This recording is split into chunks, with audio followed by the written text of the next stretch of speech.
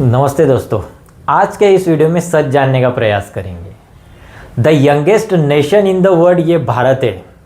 इसका मतलब क्या है कि कुल आबादी के 65% आबादी ये बिलो 34 ईयर एज की है। दोस्तों, क्या वाकई इस यंग आर्मी के लिए गवर्नमेंट कुछ काम कर रही है?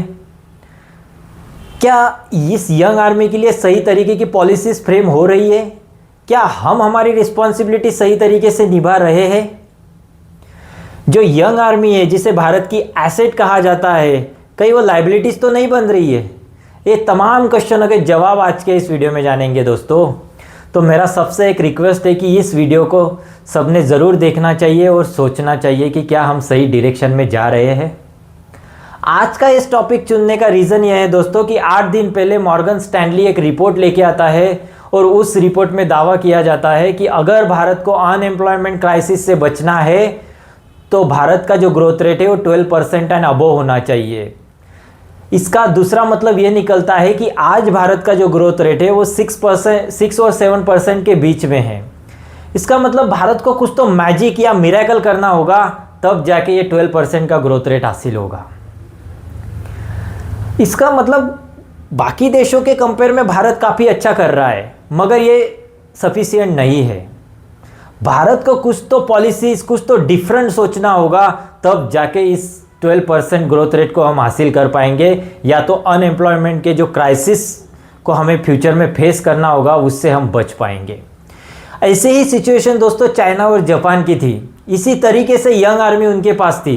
1980 में जो चाइना का ग्रोथ रेट और भारत और चाइना का जो जीडीपी था वो सेम ही था। मतलब किस तरीके से चाइना ने इस यंग आर्मी का उपयोग किया, किस तरीके से उनके गवर्नमेंट ने इनिशिएट लिया, किस तरीके से पॉलिसीज फ्रेम की और किस तरीके से वर्ल्ड की लार्जेस्ट इकोनॉमी के लाइन में वो बैठे हैं दोस्तों। सेकंड लार्जेस्ट इकोनॉमी आज चाइना की है। उसी तरह से जापान में 1950 में भी इसी तरीके की सिचुएशन थी, लेकिन जापान ने भी काफ़ी अच्छे तरीके से पॉलिसीज फ्रेम की, काफ़ी बेस्ट एजुकेशन उनके जो यंग आर्मी है उनके लिए डिस्क्राइब किया, और किस तरीके से आज हम देख रहे हैं कि जापान भी टॉपेस्ट इकोनॉमी में शुमार है दोस्तों। क्या भारत कहीं ना कहीं कम पड़ रहा है? आज भारत का जो एजुकेशन सिस्टम है दोस्तों वो वही पुराना एजुकेशन सिस्टम है। आज हम इंजीनियरिंग की डिग्री तो दे रहे हैं, लेकिन क्या सही इंजीनियर हम हासिल बना पा रहे हैं? आज अगर कोई चपरासी की नौकरी हो, क्लर्क की नौकरी हो, या तो फिर कोई सी ग्रेड की जो जॉब वैकेंसीज हो, अगर वहाँ पे एप्लीकेशन कहीं वैकेंसीज निकल जाए तो वहाँ जो एप्लीकेशन आते हैं वो काफ़ी शॉकिंग होती है। इंजीनियर, एमबीबीएस, बीटेक, इस तरीके के हाईली क्वालिफाइड स्टूडेंट भी उस तरीके के जॉब के लिए अप्लाई कर रहे हैं। मतलब इस तरीके से अगर चलते रहा तो क्या हम सही तरीके का एजुकेशनल स्किल दे पा रहे हैं? या तो हमारे पास जॉब नहीं है, या तो उस जॉब के लिए हमारी जो इंजीनियर्स, बीटेक, एमबीबीएस, इस तरीके के जो स्टूडेंट है उनके पास नॉलेज नहीं है।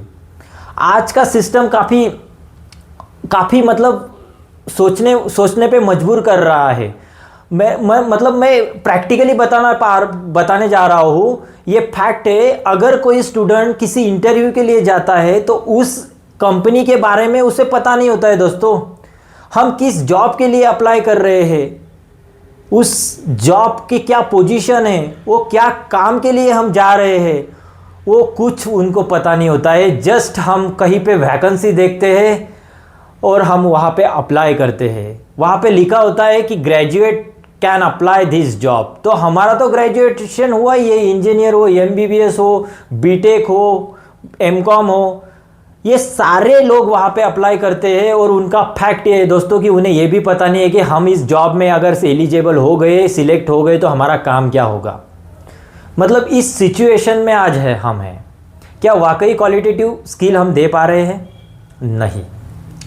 आज टेक्नोलॉजी कितनी चेंजेस कितने फास्ट हो रहे हैं। क्या हम हमारा एजुकेशन चेंज कर पा रहे हैं? क्या वही हिस्ट्री में हम आज भी बैठे हैं? इससे कुछ हासिल नहीं होगा दोस्तों। गवर्नमेंट ने इसके बारे में सोचना चाहिए, और स्टूडेंट ने भी क्वालिटेटिव एजुकेशन के बारे में सोचना चाहिए कि किस तरीके का क्वालिटेटिव एजुकेशन हम ले पाए। सिर्फ गवर्नमेंट जॉब के लिए पूरी ज़िंदगी खपा देना ये सही नहीं है। अगर आज की सिचुएशन ऐसी है कि मुझे अगर गवर्नमेंट जॉब चाहिए तो मेरे लाइफ के मैं 6 और 7 ईयर यहाँ तक के 10 साल लगा देता हूँ, लेकिन गवर्नमेंट जॉब नहीं मिलती है। उसके बाद जो टेम्परेरी जॉब मिल जाते हैं उसे पाने के लिए स्टूडेंट प्रयास करते हैं, और कहीं पे भी चपरासी हो, क्लर्क हो या तो फिर कोई होमगार्ड हो या तो सिक्योरिटी गार्ड हो, इस तरीके के जॉब के लिए काफ़ी हाईली एजुकेटेड स्टूडेंट अप्लाई करते हैं और उस तरीके का जॉब पा रहे हैं, मगर इससे कुछ हासिल नहीं होने वाला है दोस्तों। कहा तो गवर्नमेंट को चेंजेस लाने होंगे। आज का अगर जो लेबर फोर्स है उसका 45% लेबर फोर्स मतलब क्या होता है दोस्तों कि जो हमारे वर्किंग एज पॉपुलेशन है, मतलब टोटल पॉपुलेशन जो होती है उसमें से अगर चाइल्ड जो बिलो 15 ईयर्स है या तो जो ओल्ड एज है अबो 70 ईयर्स, उनको अगर निकाल दिया जाए तो वर्किंग एज पॉपुलेशन आती है। उस वर्किंग एज पॉपुलेशन में से अगर आप जो ऐसे लोग निकाल दिए जाए जो जेल में है, क्राइम में है, या तो स्टूडेंट है जो अभी भी एजुकेशन कर रहे हैं, इस तरीके के, या तो किसी को जॉब करना ही नहीं है, इस तरीके के अगर निकाल दिया जाए तो जो लेबर फोर्स का जो काउंट आता है उस लेबर फोर्स के 45% आबादी ये एग्रीकल्चर पे वर्क करती है। मतलब उनकी जो एम्प्लॉयमेंट है वो एग्रीकल्चर पे डिपेंड है। क्या गवर्नमेंट एग्रीकल्चर के लिए कुछ कर पा रही है? बिल्कुल नहीं दोस्तों। उसके लिए सही ठोस कदम उठाने होंगे गवर्नमेंट को उसके बारे में सोचना होगा, क्योंकि कुल आबादी की अगर कुल वर्किंग लेबर जो है, वर्किंग फोर्स जो लेबर फोर्स उसे कहा जाता है, उसको अगर कुछ सक्सेसफुल बनाना है, अगर भारत देश को सही तरीके से सुपर पावर बनाना है तो हमें एग्रीकल्चर पे कंसंट्रेट करना होगा, क्योंकि जो लेबर फोर्स है उसके 45% जो एम्प्लॉयमेंट है वो एग्रीकल्चर से आ रहा है, और वो सीजनल होता है दोस्तों। मतलब जब हम फसल उगाते हैं तब उनको काम मिलता है, और बाकी दिनों में जब फसल का जो आउटपुट है वो मिल जाता है तो उसके बाद उनको कोई रोज़गार नहीं होता है। तो इसके बारे में हमें सोचना होगा, इस पे गवर्नमेंट को काम करना होगा। और जो टेक्नोलॉजी जिस तरीके से बदल रही है उस टेक्नोलॉजी को सिलेबस में ऐड करना होगा।